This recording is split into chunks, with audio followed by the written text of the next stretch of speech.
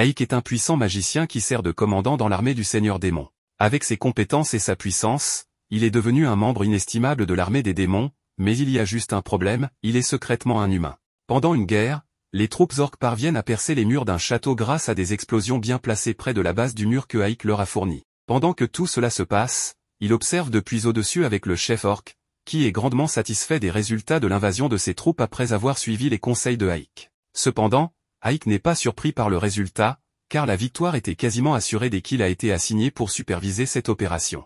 À l'intérieur du château, les humains et les démons sont engagés dans un combat mortel, mais les démons sont beaucoup mieux équipés pour gagner grâce à leur force innée, donc les soldats humains se font massacrer. Pendant ce temps, le capitaine des chevaliers est dans le château, regardant ses hommes mourir un par un depuis la sécurité d'une fenêtre du château, probablement en regrettant le jour où il a choisi de s'engager comme chevalier. C'est alors qu'il réalise qu'il n'est pas seul dans la pièce, alors il se retourne et découvre que Aik a réussi à se faufiler. Le capitaine sait qu'il est à peu près foutu maintenant, alors il se tourne vers Aik et lui demande qui il est. Aik se présente comme le commandant de la 7e brigade des morts-vivants du Seigneur Démon et dit au capitaine des chevaliers qu'il ne lui reste que quelques options. Ses soldats sont presque tous morts, alors Aik lui dit qu'il aime ce territoire et qu'il le veut, donc on peut faire cela de la manière facile ou de la manière difficile, le choix est à lui. Le capitaine ne voulant pas se rendre sans se battre, il dit à Aik qu'aucune de ces options ne lui convient alors qu'il se jette en avant pour une attaque désespérée. Mais Aik n'est pas surpris du tout, car il s'attendait déjà à devoir le faire à la manière difficile. Il lance rapidement un sort à bout portant qui frappe le capitaine des chevaliers et le neutralise. Aik a officiellement gagné cette guerre, mais quand le chef orc entre dans la pièce pour le féliciter de sa victoire, alors que la chose normale à faire pour un commandant démon à ce moment-là serait de tuer tous les membres survivants de l'armée, Aik a d'autres plans.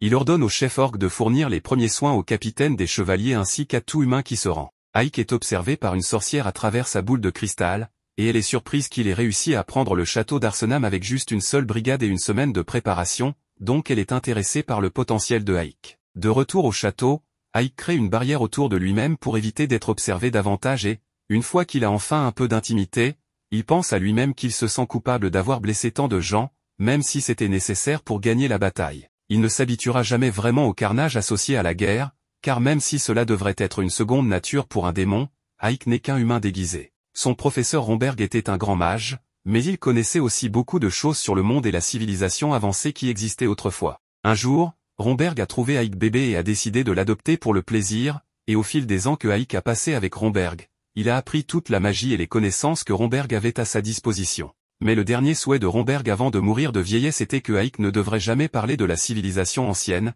car cela provoquerait un désastre si les gens en savaient quelque chose. Il y avait aussi une autre chose que Romberg avait demandé à Aik, ne jamais se laisser voir sans sa robe ou son masque, car s'il était découvert comme étant humain, le Seigneur Démon ne l'épargnerait pas. Depuis ce jour-là, Aik n'a jamais enlevé son masque et même maintenant, il ne peut l'enlever que grâce à la puissante barrière qu'il a érigée autour de la pièce.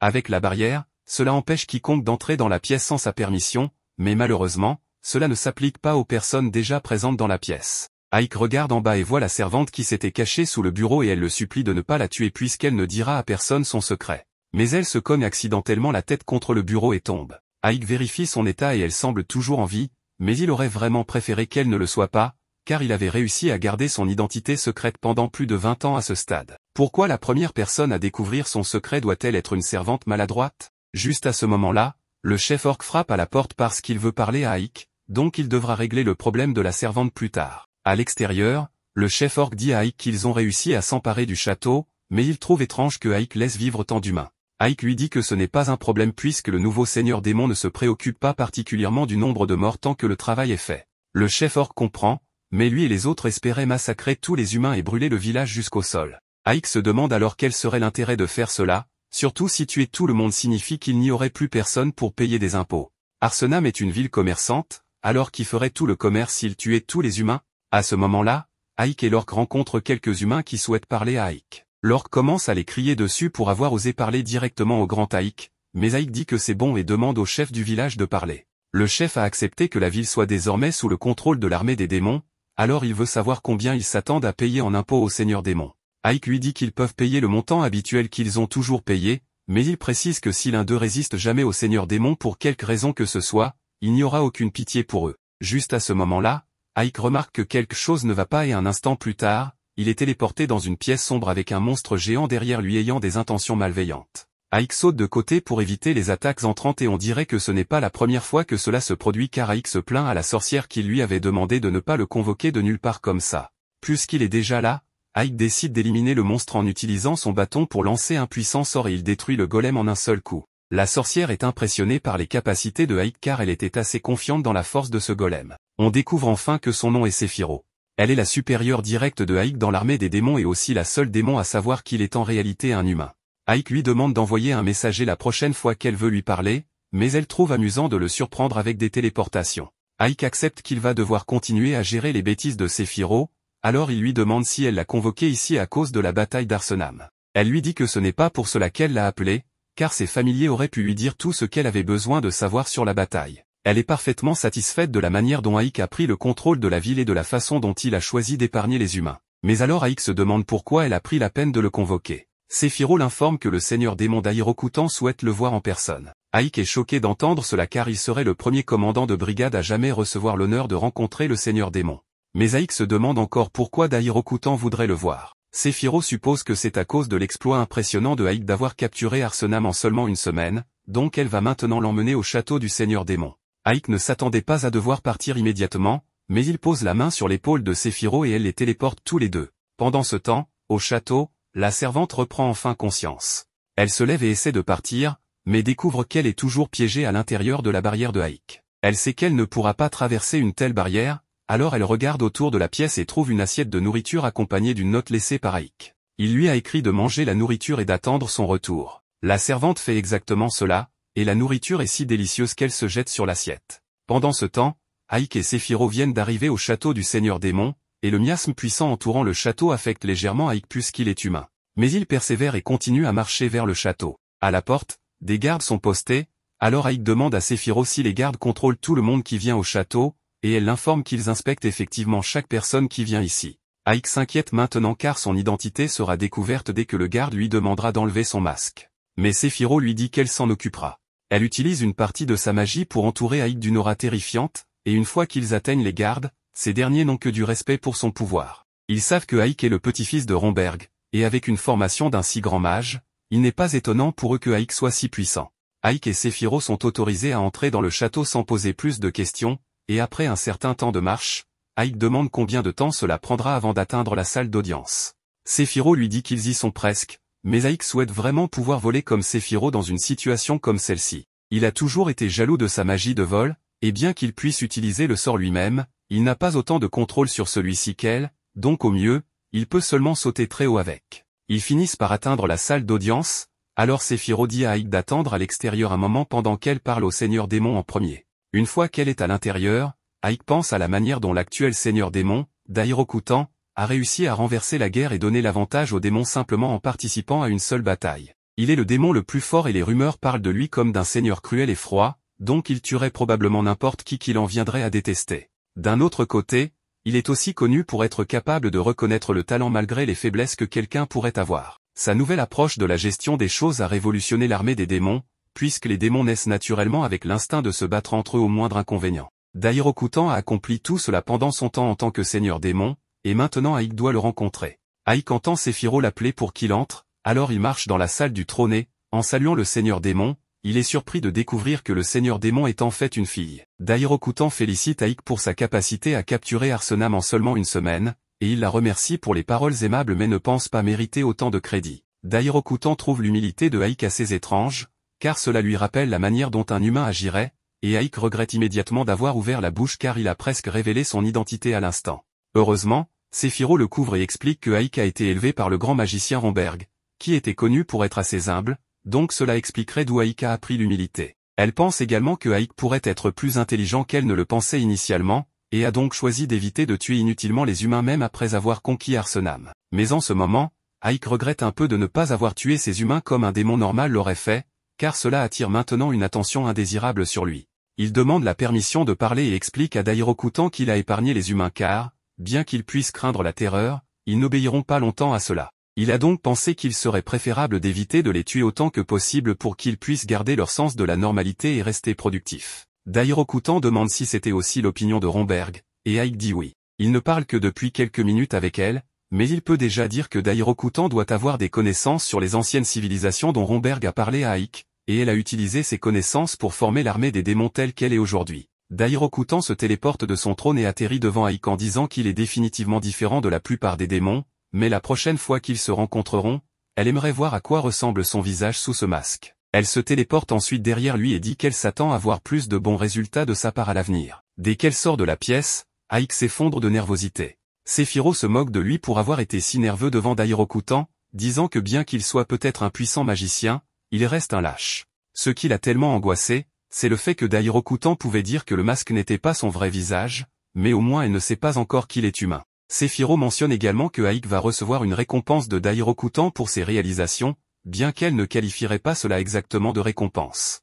Un peu plus tard, Aik se téléporte de nouveau à Arsam pour vérifier la servante, et il voit qu'elle a mangé toute la nourriture qu'il lui avait laissée. Il regarde autour et la trouve endormie derrière le bureau. Il la réveille, et dès qu'elle réalise que Aik est de retour, elle commence à supplier pour sa vie et demande à Aik de ne pas lui faire de mal. Aik lui dit de se calmer puisqu'il ne prévoit pas de la tuer, mais d'abord il veut savoir quel est son nom. Elle lui dit qu'on l'appelle 13, car les esclaves ici sont uniquement désignés par leur numéro, mais sa mère l'appelait Sati. Aik dit à Sati qu'il ne peut pas simplement la laisser partir maintenant qu'elle sait qu'il est humain, mais elle promet qu'elle ne révélera jamais son identité réelle à quiconque. Aik croit qu'elle gardera le secret, mais pour s'assurer qu'elle ne le laisse pas échapper, il lui dit qu'elle doit désormais le servir en tant que servante. Sati est plus qu'heureuse d'être sa servante si cela signifie qu'elle peut vivre, donc c'est un accord conclu. Le lendemain, Aik est officiellement couronné dirigeant d'un endroit appelé Ivarius, et la veille, Sephiroth lui avait informé que c'était la récompense que Dairokutan avait préparée pour lui. C'est une ville en première ligne, donc le travail de Aik sera de reconstruire la ville et de doubler ses revenus fiscaux.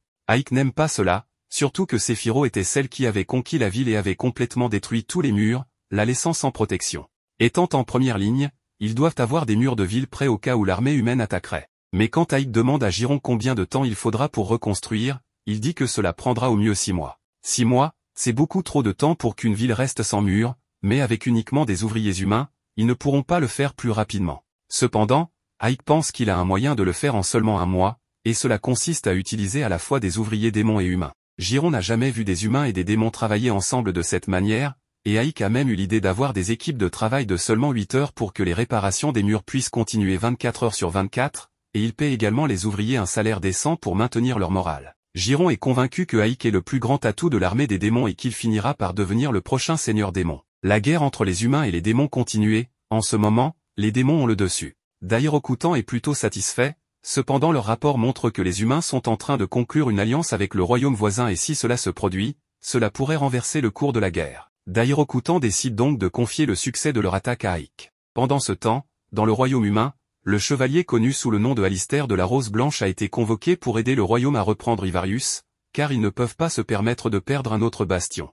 Une fois sa mission assignée, elle part pour l'accomplir. En même temps, Aik et Sati sont également dans le royaume pour une mission, mais Sati est un peu distraite par un jeu de scam. L'homme dit qu'elle doit simplement deviner où se trouve la balle et si elle a raison, il doublera la somme d'argent qu'elle mise. Sati fait son choix, alors l'homme lui demande de placer sa mise, mais malheureusement, Sati n'a pas d'argent pour parier car Aik ne lui fait pas confiance avec les finances.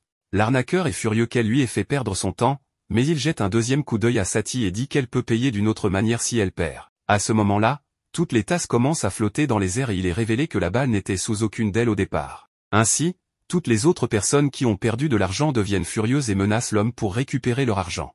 Au milieu de la commotion, Aik tire Sati à l'écart et lui dit qu'elle n'est pas censée quitter son côté en tant que servante, alors elle s'excuse mais dit qu'elle était juste curieuse. Elle remarque alors qu'Aik porte une nouvelle tenue, et Aik explique qu'ils sont en mission pour espionner l'ennemi, donc ils ne pouvaient pas venir ici habillés en démons. Il continue de marcher à travers la ville et voit une troupe de soldats défilant dans les rues, ce qui suffit à Aik pour confirmer que le royaume forme effectivement une alliance. Des alliances comme celle-ci ont été formées 3 fois dans le passé, et chaque fois, cela a entraîné la défaite du seigneur démon et le recul de l'armée jusqu'au château. Sati s'inquiète que l'armée démoniaque soit à nouveau vaincue à cause de cette alliance, mais Aik s'attendait à ce qu'elle espère la chute des démons puisqu'elle est pratiquement une prisonnière en ce moment. Sati explique que, puisque sa mère était esclave dans la société humaine, elle ne serait jamais traitée autrement qu'en esclave et finirait probablement comme les enfants démunis là-bas. Aik dit à Sati qu'elle n'a pas besoin de s'inquiéter puisque l'armée démoniaque actuelle est la plus forte et la plus sage qu'elle ait jamais été, donc ils ne vont pas perdre si facilement. Il continue de marcher dans la rue quand Aik entend quelqu'un crier pour qu'il s'arrête. Il se retourne et voit que c'est l'arnaqueur qui essaie de les confronter. Il est furieux qu'Aïk ait ruiné son escroquerie parfaitement bonne, alors il a amené ce grand type pour les voler en guise de représailles. Aïk regarde autour et voit qu'il n'y a personne à proximité, alors il décide qu'il sera correct d'enseigner une petite leçon à l'arnaqueur. En un instant, Aïk lance un sort pour geler les jambes du grand gars sur place et enchaîne avec plusieurs glaçons pointés vers l'arnaqueur. L'arnaqueur exige qu'Aïk enlève la glace pour qu'il puisse continuer à les voler, mais Aïk le poignarde à l'épaule pour montrer qu'il n'a pas peur de lui faire mal s'il ne se conforme pas. L'homme comprend finalement la situation dans laquelle il se trouve et accepte de dire à Aïk tout ce qu'il veut savoir. Aïk lui demande donc à quoi servent tous les soldats en ville, car ils semblent tous être pressés. L'homme dit d'abord qu'il ne sait rien, mais Aïk menace de le tuer immédiatement, alors il finit par révéler des informations sur l'Alliance et comment l'armée de Rosaria est impatiente de gagner un peu de gloire avant que l'Alliance ne s'implique. Aïk peut comprendre pourquoi il voudrait faire cela, car un plus grand nombre de victimes vous gagne automatiquement plus de respect lors de toute réunion stratégique tenue. Cependant, s'il échouait dans leur mission, cela mettrait Rosaria dans une position terrible.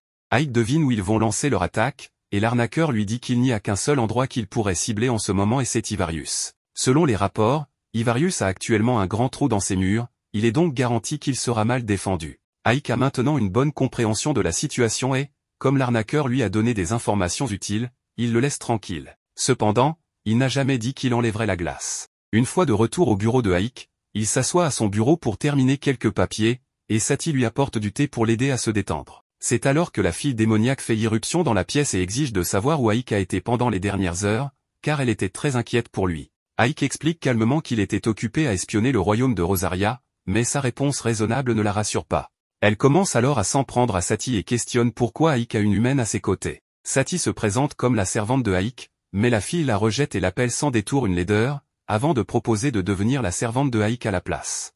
Sati est furieuse à ce stade et dit à la fille de ne pas toucher Aïk, car il est trop fatigué pour s'occuper des femmes en ce moment. Cela commence une longue dispute entre les deux, chacune accusant l'autre d'essayer de séduire Aïk, et Aïk est assez intelligent pour ne pas s'impliquer. Pendant ce temps, l'armée de Rosaria s'est rassemblée à l'extérieur d'Ivarius et se prépare à attaquer. Il trouve étrange qu'il n'y ait presque pas de garde près des murs, mais il suppose que c'est dû à leur manque de main-d'œuvre pour défendre efficacement leur bastion. Ils informent bientôt Alistair qu'ils ont terminé les préparatifs pour l'attaque et sont prêts à tirer sur son ordre, alors Alistair donne l'ordre de tirer. Cependant, dès qu'elle le fait, plusieurs soldats squelettes émergent du sol et entourent les forces d'Alistair. Les soldats se préparent à défendre les engins de siège, car de simples squelettes ne devraient pas être un problème pour eux. Mais tout à coup, un des soldats est abattu de nulle part et tout se détériore pour les humains à partir de là. Alistair voit qu'il n'y a plus aucun moyen pour eux de gagner cette bataille, alors elle ordonne une retraite immédiate. Aïk et Giron observaient toute la scène du haut du mur et félicitent Alistair pour avoir pris la sage décision de se retirer, bien que la seule raison pour laquelle ils ont réussi à gagner soit grâce à la mission de reconnaissance de Aïk plus tôt. Cependant, alors qu'ils ne faisaient pas attention, un assassin a réussi à se faufiler derrière Aïk et à tirer une flèche droit dans son dos, le faisant tomber au sol et perdre connaissance. Pendant ce temps, le général vient d'être informé qu'Alistair a été forcé de se retirer du combat en raison de circonstances imprévues. Le soldat tente d'expliquer que l'armée démoniaque avait préparé une embuscade avant leur arrivée,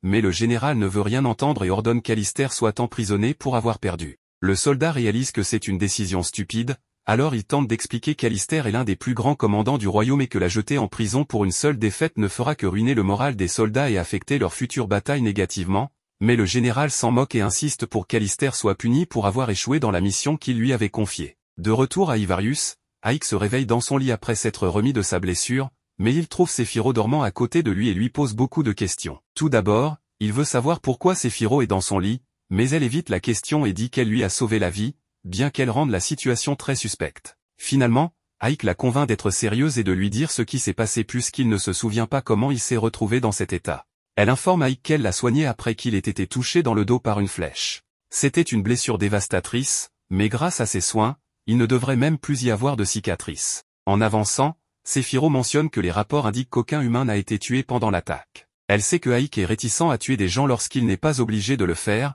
mais il pourrait à nouveau attirer la suspicion du seigneur démon s'il continue d'agir de cette manière. Aïk comprend le point de vue de Séphiro, mais il essaie de trouver un moyen pour que les humains et les démons vivent ensemble sans avoir à se battre. Ainsi, tuer inutilement ne ferait que dérailler ses plans. Séphiro peut respecter la dévotion Aïk à trouver la paix entre les races, donc elle laisse tomber le sujet pour le moment et lui dit de rester ici pour l'instant et de se reposer, car après tout, il est toujours humain. Une fois Séphiro parti, Aïk examine la flèche qui a été utilisée pour le tirer. D'après ce qu'il a appris, il a été tiré par derrière, ce qui signifie soit que quelqu'un a dû infiltrer le château pour l'atteindre, soit qu'il y a eu une trahison de la part de quelqu'un de proche de lui. Juste à ce moment-là, Ike entend un coup à la porte, alors il remet son masque de squelette juste au moment où Satie et Lilith entrent pour voir comment il va. Elles étaient toutes les deux inquiètes pour Ike et elles continuent de se disputer pour savoir laquelle d'entre elles pourra séduire Ike. Lilith dit à Satie de rester à distance de Ike tandis qu'elle se blottit contre son bras. Cependant, Satie veut aussi se rapprocher de Ike, alors elle et Lilith se disputent de nouveau. Heureusement, Giron vient à la rescousse et attrape rapidement Lilith avant de la jeter hors de la pièce et de verrouiller la porte. Lilith commence à frapper à la porte en demandant qu'on la laisse entrer, mais Giron sait qu'elle agace sérieusement Ike, alors il la garde dehors. Ike le remercie pour son aide et lui demande une faveur, il veut savoir où se trouve Alistair. Giron promet de se renseigner et après quelques heures de recherche, Ike apprend qu'Alistair a été emprisonné pour son échec à reprendre Ivarius. Cette mission devait être une simple mission secrète pour rencontrer Alistair, mais malheureusement, Lilith l'a suivi ici et commence à avertir Ike que les humains peuvent être assez violents parfois, donc il n'est pas sûr de venir ici en personne. Ike pense qu'il sera en sécurité car il y a quelque chose qu'il veut demander à Alistair en personne, mais il ne se souvient pas non plus d'avoir demandé à Lilith de l'accompagner. Lilith dit que ce sera plus intéressant à deux et qu'après avoir terminé la mission, ils pourront s'amuser autant qu'ils le veulent. De plus, Satie a pu l'accompagner lors de sa dernière mission, donc il est juste qu'elle puisse se joindre à lui cette fois-ci. Ike ne veut pas se disputer à ce sujet, alors il permet à Lilith de l'accompagner cette fois-ci, mais il lui dit qu'elle doit le suivre de près. Ils finissent par arriver à la porte d'entrée des prisons et cela ne semble pas particulièrement bien gardé, alors Lilith pense qu'elle pourrait probablement s'introduire toute seule. Ike l'arrête et dit qu'il ne veut pas faire de bruit, donc il veut qu'ils entrent et sortent aussi vite et aussi paisiblement que possible. Cependant, Lilith avait déjà assommé les gardes au moment où il avait fini de parler. Ils entrent à l'intérieur et l'endroit est beaucoup plus grand qu'Ike ne le pensait, donc cela pourrait prendre un certain temps pour trouver la cellule d'Alistair. Cependant, Lilith a une meilleure idée et tabasse simplement le directeur de la prison pour lui faire donner ses clés et lui dire où Alistair est détenu. Alistair est apparemment au dernier étage, mais alors qu'Ike et Lilith s'apprêtent à monter, les autres gardes arrivent en raison de tous les cris qu'ils ont entendus du directeur plus tôt. Lilith dit à Ike de continuer sans elle pendant qu'elle s'occupe des gardes, mais avant qu'Ike ne parte, il lui rappelle qu'il ne veut pas de sang inutile. Lilith promet de ne tuer personne, mais alors qu'Ike s'éloigne, il entend les gardes crier de douleur avec plusieurs os brisés. Il l'ignore pour l'instant et monte les escaliers jusqu'à ce qu'il arrive à ce qui devrait être la cellule d'Alistair, mais il est choqué de la trouver complètement vide. À ce moment-là, une fille se faufile par derrière et tente de poignarder Ike dans le dos, mais il parvient à l'éviter et à la plaquer au sol. Il se rend vite compte que la fille est en fait Alistair, alors il se relève et dit qu'il veut poser une question. Il veut savoir si elle a envoyé un assassin au château pour le tuer lors de la dernière bataille, car si ce n'était pas Alistair, cela ne peut signifier qu'il a un traître parmi ses alliés. Au lieu de répondre immédiatement, Alistair s'approche d'Ike et lui demande s'il est vraiment un démon, car il ne lui semble pas en être un. Ike essaie de faire l'ignorant, mais alors que les gardes commencent à monter les escaliers pour le poursuivre, Ike est distrait. Alistair en profite pour mettre son couteau à la gorge d'Ike et lui demander une fois de plus s'il est en fait un humain. Elle veut savoir si Ike est vraiment humain ou non, donc même lorsque les gardes commencent à se rapprocher de lui, elle refuse de bouger jusqu'à ce qu'elle obtienne sa réponse, car elle ne veut pas qu'il bouge. Ike dit qu'il ne bougera pas, mais cela ne l'empêche pas de lancer un sort. Avant qu'Alistair ne se rende compte de ce qui se passe, Ike prononce une incantation, et tout le monde est immédiatement figé sur place. Ike s'approche des gardes et les repousse avec un sort de vent. Cependant, au moment suivant, un autre garde s'approche discrètement derrière Ike et tente de l'attaquer avec sa masse. Ike réussit à esquiver et, une fois en sécurité, il utilise la magie pour clouer le garde à la grille du pont, le faisant finalement chuter vers sa perte. Cependant, Maori tombe au sol, et Ike lance un autre sort pour amortir sa chute. Alistair ne comprend pas pourquoi Ike irait jusqu'à sauver un humain, mais les dommages causés au pont sont plus importants qu'Ike ne l'avait prévu, et Alistair ne peut toujours pas bouger. La grille sous elle finit par céder, et elle tombe à son tour vers sa perte. Mais tout comme le dernier, Ike sauve Alistair avant qu'elle ne touche le sol. Alistair est encore plus confus qu'avant, car il n'est pas logique pour un démon de lui sauver la vie. Ike l'ignore et se présente correctement cette fois. Il dit qu'il est le commandant de la 7e armée du Seigneur Démon, et Alistair réalise qu'il doit être le général qui a défendu Ivarius contre ses troupes. Ike utilise le fait qu'il est un commandant démoniaque comme preuve qu'il ne pourrait pas être un humain, car l'armée des démons ne serait jamais assez stupide pour laisser un humain devenir un officier de haut rang dans leur armée. Alistair croit maintenant qu'Ike est un démon, alors Ike réitère sa question et demande à Alistair si elle est celle qui a envoyé un assassin, mais elle refuse obstinément de lui dire quoi que ce soit. Elle est une fière chevalière du royaume, alors elle préfère mourir que de fournir des informations qui pourraient être utiles à l'ennemi. Ike se rend compte qu'elle ne va pas lui donner les réponses qu'il cherche, alors il s'approche d'Alistair et commence à utiliser la magie de lecture des pensées sur elle. Pendant qu'il fait cela, Lilith entre pour vérifier ce qu'il fait et est furieuse qu'Ike flirte avec une femme humaine alors qu'elle est là. Elle essaie de le serrer dans ses bras, mais il a déjà obtenu toutes les informations dont il avait besoin dans la tête d'Alistair, alors il dit qu'il va partir maintenant. Alors qu'Aik et Lilith s'apprêtent à partir, Alistair les interpelle et demande pourquoi Aik a pris la peine de s'introduire dans la prison s'il allait simplement partir pacifiquement. Aik lui répond qu'il n'a plus de raison de rester, car il sait qu'Alistair n'avait rien à voir avec l'assassinat. Pendant qu'il lisait ses pensées, il a pu voir quelques-unes de ses réflexions. Il dit à Alistair qu'elle ne devrait pas se sentir si mal d'avoir perdu la bataille, car il est important pour un commandant comme elle d'apprendre de ses erreurs et de continuer à avancer. Après cela, il dit à Lilith de se préparer pour qu'ils puissent partir, mais avant cela, elle suggère qu'ils aillent quelque part en privé pour s'amuser un peu. Aik refuse immédiatement et ouvre un portail pour les téléporter au château. Après leur départ, Alistair reste avec beaucoup de questions sur ce qui vient de se passer. De retour au manoir, Aik est accueilli par Sati à son retour et il lui dit qu'il a un cadeau pour elle. Elle est curieuse de voir ce que c'est, alors elle s'approche de lui et Aik verse un sac de riz dans sa main. Sati n'a jamais vu de riz auparavant, alors elle ne sait pas ce que c'est, ce qui pousse Aik à lui dire qu'il l'a trouvé dans la capitale de Lhasa et que cela aidera à augmenter la productivité d'Ivarius. Il a été chargé de trouver un moyen de doubler les revenus fiscaux de la ville. Bien qu'Ivarius produise déjà beaucoup de blé, s'il passait à la culture du riz, il pourrait augmenter la productivité de toute la ville. Sati ne sait pas ce que signifie la productivité, alors Aik prend sur lui de lui expliquer qu'il veut dire qu'ils peuvent cultiver une plus grande quantité de riz que de blé. Cela signifie également qu'ils n'auront pas besoin d'autant de fermiers pour aider à la culture, et ces personnes seront libres de faire autre chose de leur temps. Globalement, la productivité d'Ivarius augmentera lentement et deviendra riche. Aik demande si Sati a compris tout ce qu'il vient de dire, mais son cerveau essaie toujours de comprendre la signification de la productivité. Donc, la leçon d'économie d'Aik a été totalement gaspillée. Il simplifie et dit que cela signifie que les gens auront beaucoup de nourriture et qu'il pourra gagner beaucoup d'argent grâce aux impôts. Sati comprend enfin ce que veut dire Aik, alors pour lancer les choses, il veut que Sati essaie de cuisiner quelque chose avec le riz. Elle n'a jamais essayé de cuisiner du riz auparavant, alors elle demande à Aik ce qu'elle est censée en faire. Cependant, il n'en a aucune idée non plus, car il n'a jamais vu de riz auparavant. Sati est surprise qu'il y ait des choses qu'Aik ne sait pas, mais elle ne sait toujours pas quoi faire avec le riz. Tout ce qu'Aik sait à propos du riz, c'est qu'il faut passer de bas en haut lors de la cuisson, alors il confie à Sati le soin de découvrir le reste pendant qu'il s'occupe de quelques affaires importantes en ville. Quelques minutes plus tard, Aik appelle Giron pour rassembler tous les soldats de son armée dans la cour. Une fois cela fait, il commence à réfléchir à ce qu'il sait jusqu'à présent. La flèche utilisée lors de la tentative d'assassinat appartenait à l'armée d'Alistair, mais en lisant ses pensées, il a vu qu'elle ne savait rien de cette tentative d'assassinat, ce qui ne peut signifier qu'une seule chose, quelqu'un l'a attaqué et a essayé de faire croire que c'était Alistair. Et bien qu'il n'aime pas devoir suspecter ses soldats, il doit aussi affronter le fait qu'il y a probablement un espion parmi eux. Il utilise sa magie de lecture des pensées pour scanner l'esprit de tous ceux qui sont rassemblés, et finalement, après avoir parcouru l'esprit de tout le monde, il trouve un gobelin qui panique en espérant ne pas être attrapé. Dès que les soupçons d'Aik sont confirmés, il se téléporte juste devant le gobelin et l'accuse d'être un espion. Un peu plus tard, Aik se rend au château de Séphiro pour demander des conseils, mais il se trouve qu'il se téléporte alors que Séphiro prend un bain. Cela ne semble pas déranger Séphiro d'être nu devant Aik, mais Aik est gêné, alors il dit qu'il attendra dehors. Avant qu'il ne sorte, Séphiro lui demande s'il a un traître dans son armée. Cela attire l'attention d'Aik, car il n'a encore parlé à personne du gobelin espion. Il demande comment elle le sait. Séphiro dit qu'elle a simplement deviné, alors Aik lui dit que le traître derrière tout cela était Jay, le gobelin borgne. Séphiro n'est pas surprise d'entendre cela, car elle soupçonnait Jay depuis un moment. Aik lui demande alors ce qu'il doit faire maintenant. Elle sort de son bain et dit qu'ils vont faire payer Jay pour sa trahison.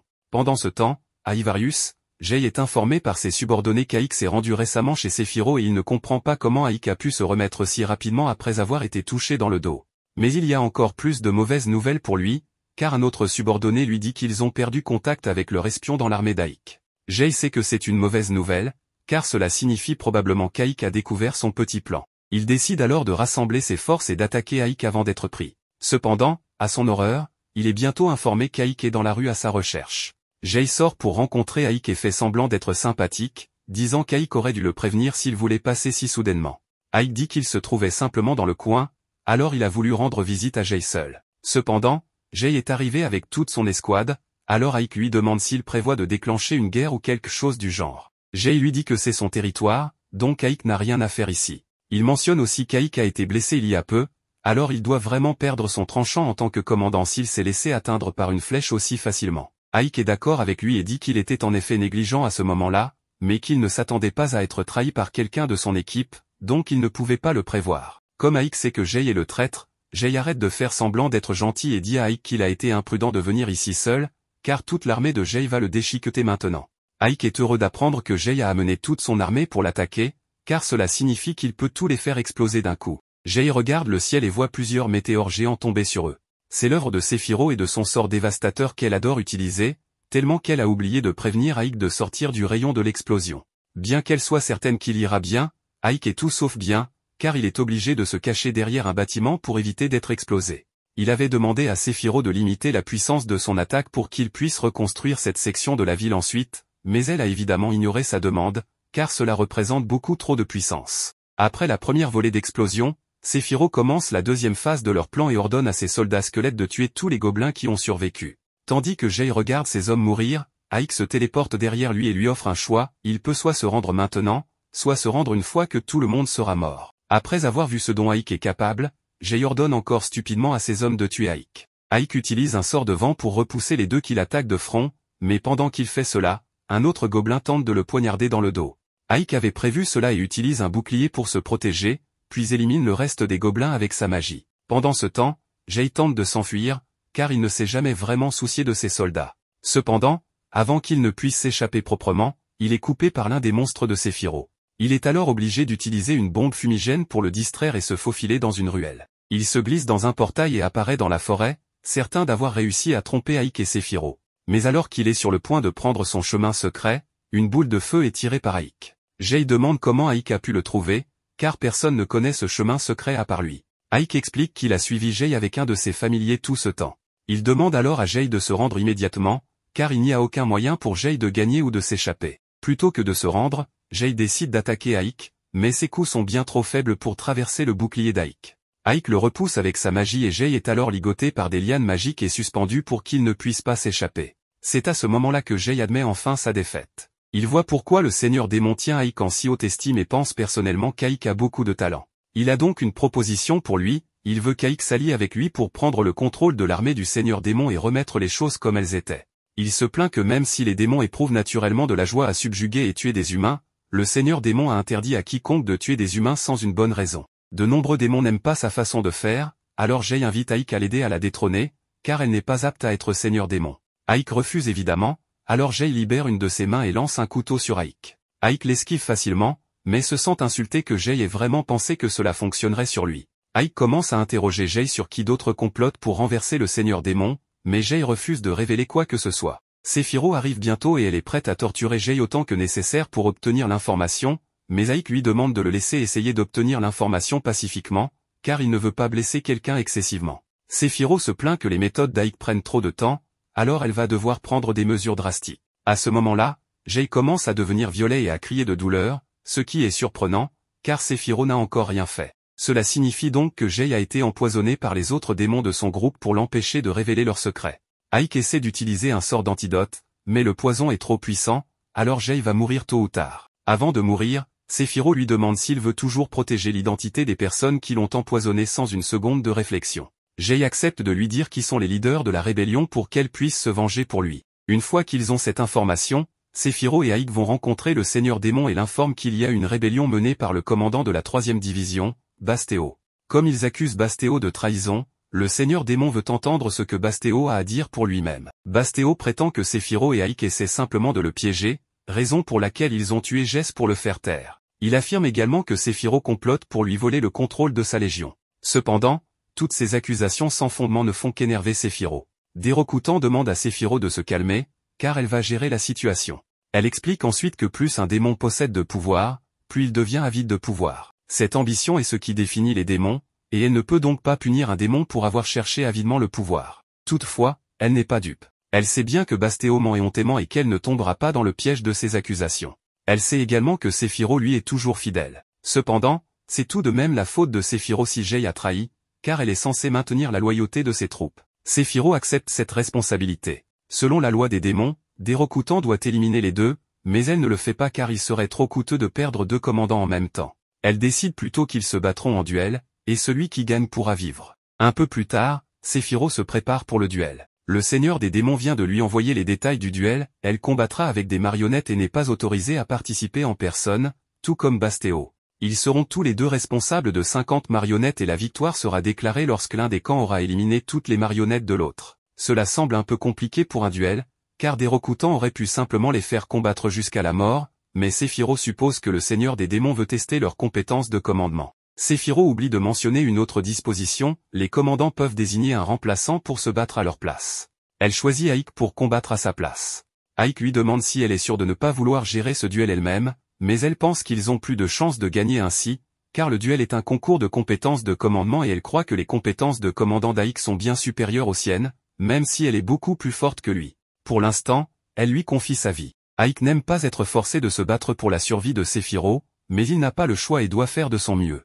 On conduit Aik à voir les marionnettes qu'il commandera. Selon ce qu'on lui a dit, ces marionnettes ont toutes des forces égales et suivent les ordres de leur commandant à la lettre, donc le seul facteur décisif dans ce duel sera les capacités de commandement. Ils peuvent également équiper les marionnettes avec des armes à leur guise, mais Aik ne pense pas que ces épées seront suffisantes pour assurer sa victoire. Plus tard, dans son bureau, Aik réfléchit à de bonnes formations pour les marionnettes lorsque Satie entre et lui offre une tasse de thé. Puisqu'elle est là, Aik demande à Satie ce qu'elle ferait pour gagner un combat, mais Satie n'en a aucune idée, car elle ne voudrait pas se battre. Aik est d'accord que régler les différends sans se battre est la meilleure solution, mais parfois, un adversaire ne sera satisfait que par un combat. Hypothétiquement, il veut savoir ce qu'elle ferait dans cette situation. Satie n'a pas beaucoup d'expérience en combat, mais si elle devait choisir, elle opterait pour un balai comme arme. Aik lui donne raison, car la meilleure arme est celle qui permet de rester hors de portée de l'ennemi tout en pouvant l'attaquer. De même, une épée est meilleure qu'une dague, mais un arc est encore mieux car il permet de frapper de loin.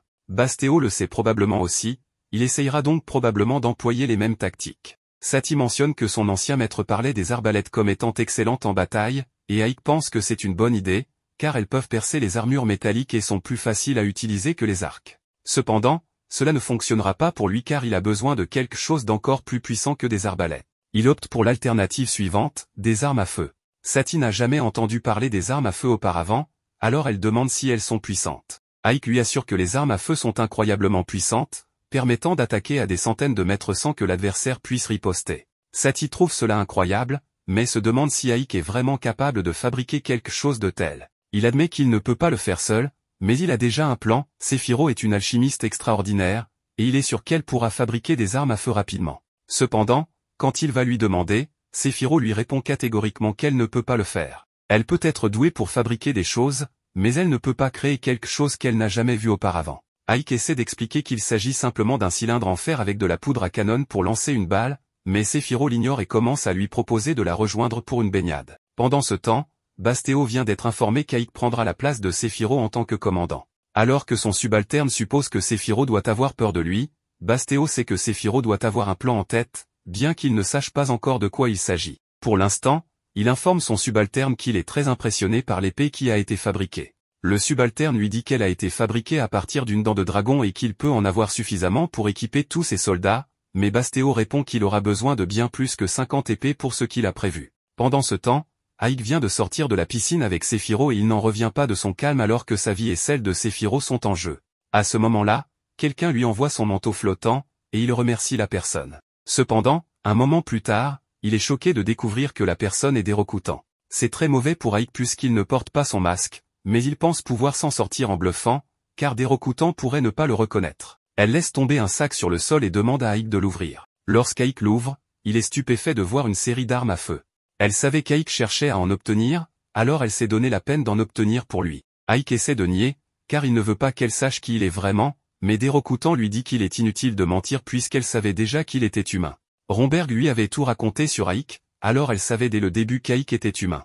Si elle le savait depuis le début, Aik lui demande pourquoi elle ne l'a pas éliminé immédiatement. Elle répond qu'elle l'a laissé vivre pour réaliser son souhait, car peu importe la puissance qu'elle possède, elle ne pourra pas atteindre son objectif sans avoir des gens à ses côtés pour se battre pour elle. Aik lui demande quel est son souhait, et la Seigneur des démons explique qu'elle veut construire un monde pacifique et, pour ce faire, elle a besoin du plus grand nombre de personnes compétentes possible. Elle veut donc qu'Aik l'aide à atteindre son objectif. Aik dit qu'il est heureux de la servir, ce qui satisfait des Rokutan, qui se téléportent ensuite. Aik apporte alors les armes à feu à Sephiroth pour qu'elle puisse les voir et elle comprend enfin ce que sont les armes à feu. Elle lui demande comment fabriquer des balles. Aik explique que c'est une boule de métal, alors Sephiroth en conjure une. Cependant, elle est beaucoup trop grande pour être utilisée comme balle. Aik lui dit qu'elle doit être suffisamment petite pour tenir dans le canon de l'arme, Alors Sephiroth comprend ce qu'elle doit faire, bien qu'elle n'aime pas ça car fabriquer de petites choses lui donne de l'acné. Juste à ce moment-là, une énorme explosion se produit, mais Sephiroth n'a ressenti aucune magie.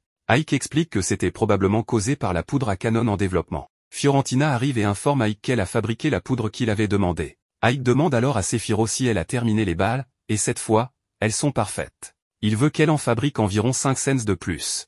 Sephiroth accepte, mais elle délègue tout le travail à Fiorentina car elle ne veut pas le faire elle-même. Ike s'excuse auprès de Fiorentina car il va avoir besoin d'elle pour fabriquer la poudre à canon et les balles, puisque Sephiroth ne veut pas aider. Fiorentina dit qu'elle y est déjà habituée car Sephiroth ne veut jamais faire son travail. Le jour du duel, le stade est rempli de démons impatients de voir de l'action. Basteo commence à se moquer d'Ike pour n'avoir équipé ses marionnettes que de boucliers, alors que les siennes sont entièrement couvertes d'armure. Il demande à Ike ce que fait Sephiroth en ce moment et si elle complote quelque chose, mais peu importe pour lui puisqu'il est sûr de gagner. Ses marionnettes sont recouvertes d'acier de Damasca, ce qui signifie qu'aucune attaque à l'épée ou à la flèche ne pourra les pénétrer. C'était un cadeau de Dérokutan, donc il croit qu'elle doit prendre parti dans ce duel. Ike ne sait pas ce que Dérokutan pensait en donnant à chacun d'eux un équipement comme celui-ci. Peut-être voulait-elle un combat équitable ou peut-être est-ce une sorte de test, mais quelles que soient ses intentions, il pourra toujours lui demander après avoir gagné. Le match commence officiellement et les règles sont rappelées une fois de plus, chaque commandant dispose de 50 marionnettes, et celui qui parvient à détruire toutes les marionnettes ennemies en premier sera déclaré vainqueur,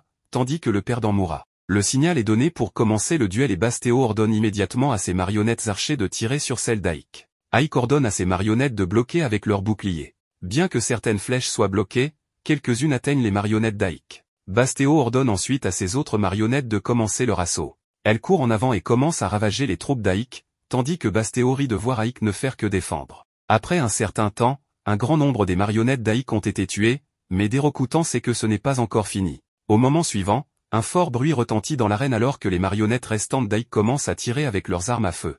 Maintenant qu'Ike a commencé sa contre-attaque, il ne faut pas longtemps avant que ces marionnettes commencent à abattre celles de Basteo avec facilité. Basteo n'a aucune idée de ce qui se passe ni pourquoi il perd.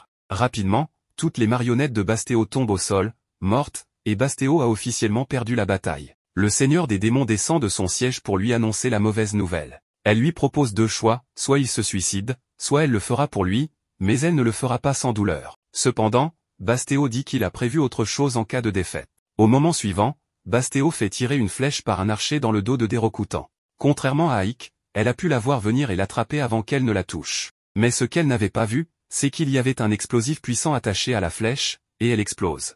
Basteo déclenche ensuite une série d'explosions dans les tribunes, tuant de nombreux spectateurs et permettant à ses soldats morts-vivants d'entrer dans l'arène. Il déclare alors qu'il sera le nouveau seigneur des démons à partir de maintenant. Et en un instant, nous voyons un petit souvenir du passé où des loups dévoraient dans une grotte un couple de pauvres humains. Mais pour leur chance, le grand sage Romberg explorait la même grotte et, utilisant ses pouvoirs, il réussit à les écraser en littéralement une seconde, les laissant libres de voir les victimes, qui étaient un couple d'humains adultes qui avaient tout fait pour garder leur petit garçon en vie. Enfin, maintenant, de retour au présent, nous voyons comment les marionnettes de Basteo ont été détruites. Avant de mourir aux mains du roi démon, il lança sa révolution démoniaque, et bien que les ogres faisaient de leur mieux, à la fin de la journée, les squelettes étaient beaucoup plus nombreux, ce qui rendait la victoire impossible, chose que Basteo savait. Il tenta alors intelligemment de négocier avec son ennemi. Après tout, ce serait un gaspillage que quelqu'un comme Ike meure pour une querelle stupide qui, après tout, ne le concernait même pas. Voyant une fois de plus ses troupes perdre, le jeune Ike ne nia pas qu'il avait une bonne offre devant lui,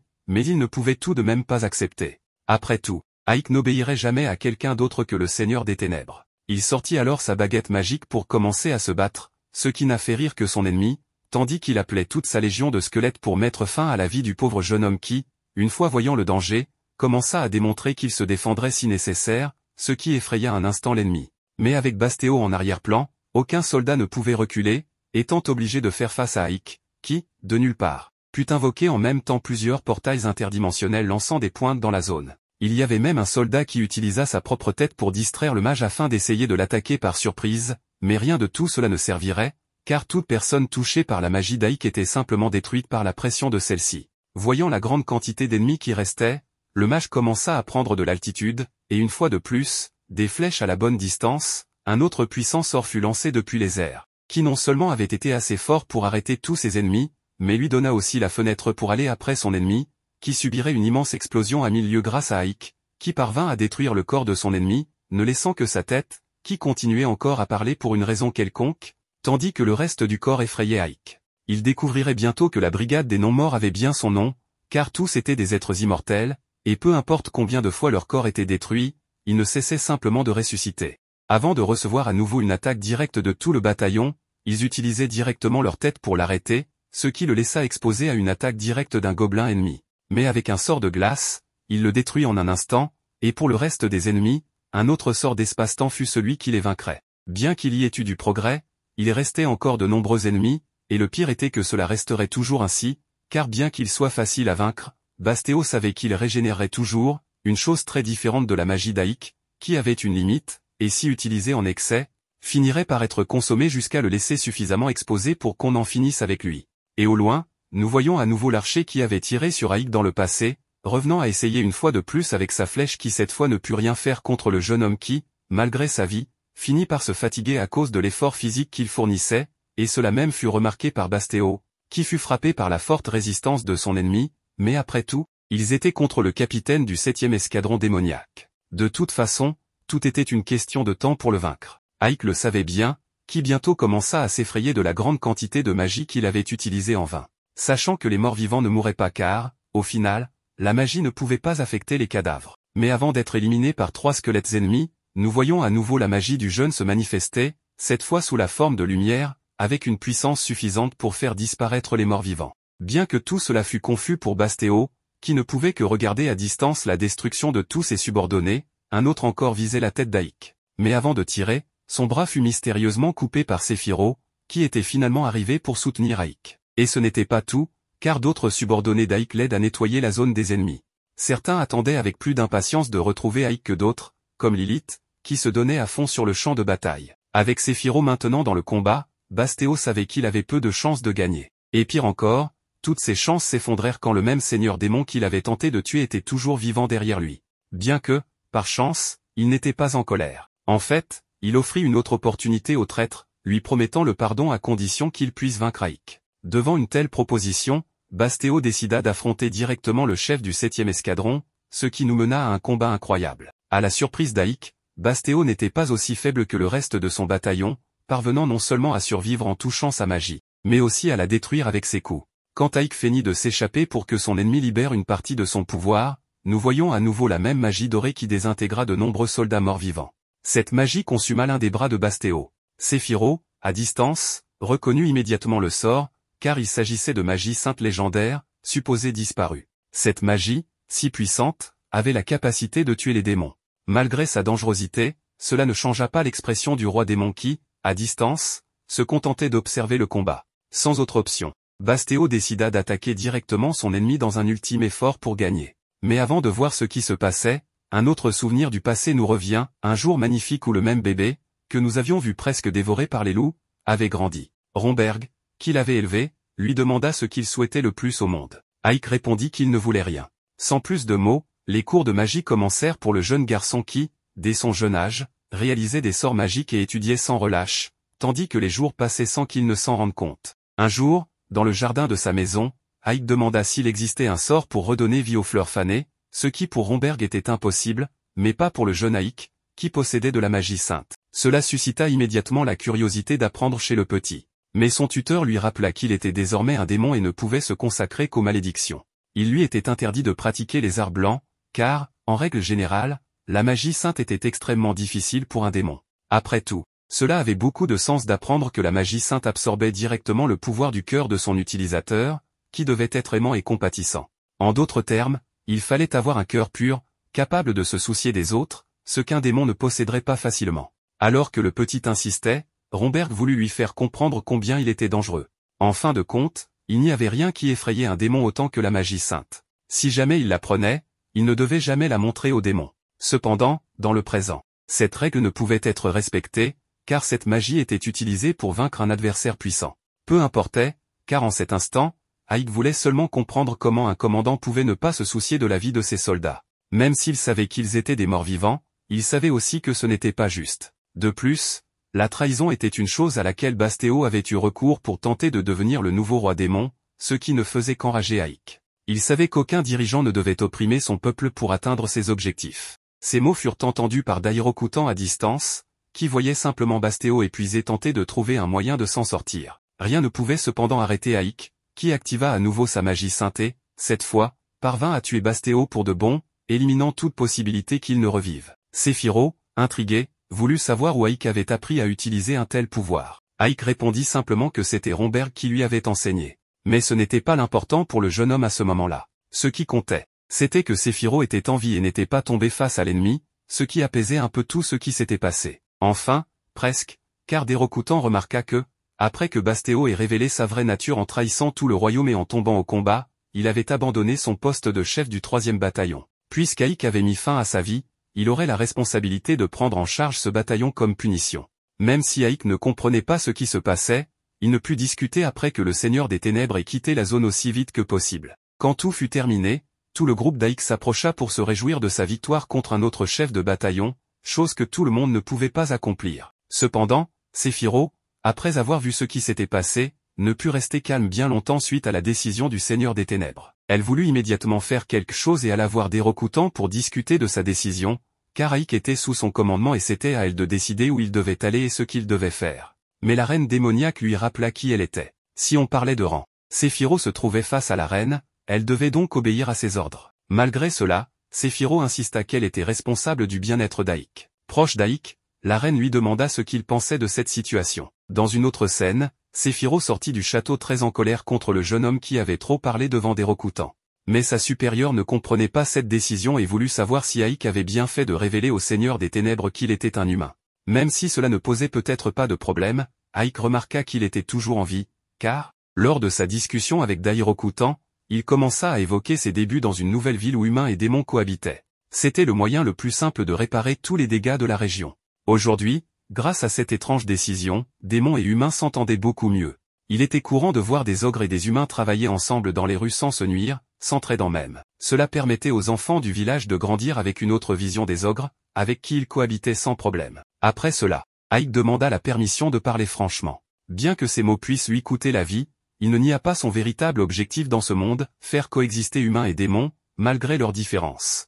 En montrant son vrai visage, il s'excusa auprès du roi sombre, car il souhaitait rester un peu plus avec Séphiro, qui l'avait aidé et lui avait appris beaucoup de choses depuis leur rencontre. Non content de cela, Aïk promit au roi sombre de faire d'Ivarius la première ville où humains et démons seraient reconnus par sa population mixte. Dérocoûtant, à distance, ne pouvait qu'imaginer cette idée dans sa tête. Satie et Aïk observent le paysage lointain de la ville qu'ils gouvernent le lendemain, excités et confiants que le sol et le climat de Ivarius leur permettent d'utiliser le système norique, une méthode agricole qui leur permet de cultiver divers types de nourriture sans laisser le champ en jachère. Avec cela, Satie est ravie de savoir qu'elle peut manger des navets à satiété. D'ailleurs, Aïk aimerait que tous les habitants soient très occupés à construire un endroit où les races peuvent vivre ensemble en harmonie. D'autre part, cette harmonie n'est rien de plus qu'un conte de fées sur les lignes de front de la guerre entre humains et démons, où la violence est le seul chemin qui s'ouvre devant les combattants et les victimes de cet affrontement sanglant. Loin du conflit incessant, Aïk utilise sa magie pour invoquer la pluie et révolutionner l'agriculture à Ivarius.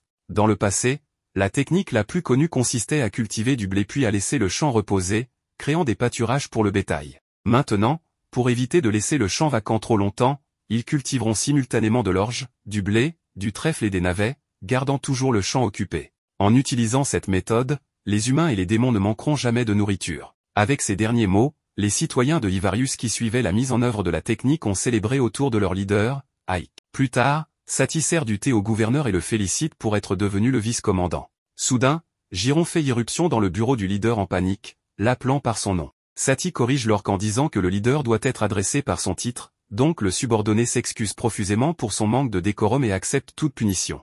En parlant de cela, trébuchant sur ces mots, le monstre trouve curieux qu'Aïk ait refusé la position de commandant du corps d'armée. Fatigué du bavardage aléatoire de l'assistant, le mage lui demande d'aller droit au but. Giron l'informe alors que l'Alliance des Rois a commencé à agir la nuit précédente. Le deuxième corps d'armée, qui tentait de prendre Alesté, a été détruit et personne n'a jamais imaginé qu'un bataillon aussi expérimenté et puissant puisse être vaincu de cette manière. Satie demande ce qu'est l'Alliance des Rois, alors Aïk explique qu'il s'agit d'un ancien traité humain, lorsque l'armée du Seigneur Démon devient trop forte pour qu'une seule nation puisse y faire face, tous les pays du continent s'unissent pour affronter la menace ensemble. Ce traité a eu lieu 3 fois dans le passé et à chaque fois, les démons ont été vaincus. Pour aggraver les choses, Ivarius sera probablement la prochaine cible de l'Alliance humaine car, en plus d'être une région frontalière avec des royaumes ennemis, c'est un territoire stratégique contenant Arsenam, une base très importante. Conscient de cela, Ike imagine que cette union entre les hommes peut renverser la situation en leur faveur, surtout s'ils reprennent Arsenam. Si cela se produit,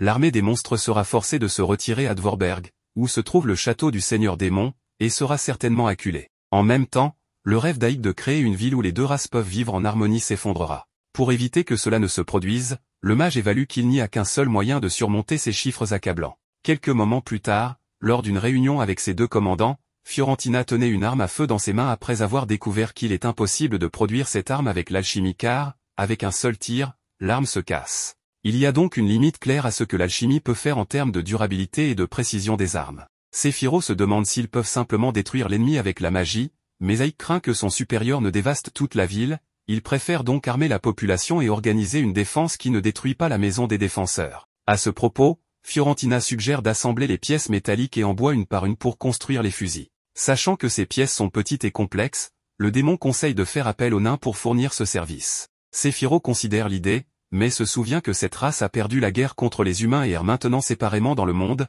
et cette tâche nécessiterait qu'un grand nombre d'entre eux se rassemblent pour obtenir la quantité nécessaire. Ike croit que l'espoir réside dans le sauvetage du roi des nains, qui est emprisonné dans le royaume d'Isma. Le nom de ce chef suprême est Gunther. Pendant la guerre, les humains avaient dévasté les villes naines et laissé le chef de cette race à genoux devant la mort de presque tous les siens. Malgré la défaite et l'humiliation certaine, le roi des nains assure qu'il ne permettra pas aux humains d'utiliser la technologie naine pour la guerre. Cependant, les circonstances empêchent le dirigeant vaincu de faire des exigences, et à la fin, il n'a pas le choix, surtout puisque son propre fils, Batson, est retenu en otage par les humains pour obtenir ce qu'ils veulent du chef de la race ennemie.